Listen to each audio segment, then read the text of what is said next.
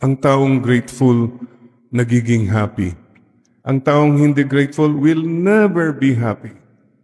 Kulang palagi. Mali palagi. Let's just start by saying, Lord, salamat po at narating namin muli ang Pasko. Huwag mong sabihin mahirap ang buhay kaya walang Pasko, Father. Think about this. Mas maraming tao ang mas mahirap ang buhay kaysa sa iyo. Salamat din sa mga pagsubok. I trust in you. Lord, alam ko po may plano po kayo sa akin. At salamat din po sa mga kasama ko.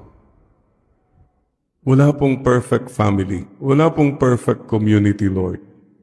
But thank you. We grow in pain. We grow when we are hurt. Opo. At Panginoon, sana po maging masaya, makahulugan ang Pasko namin. Thank you for Christmas. Thank you for giving hope and meaning to our lives. Thank you for the gift of eternal life. Not even death can stop this gift of love.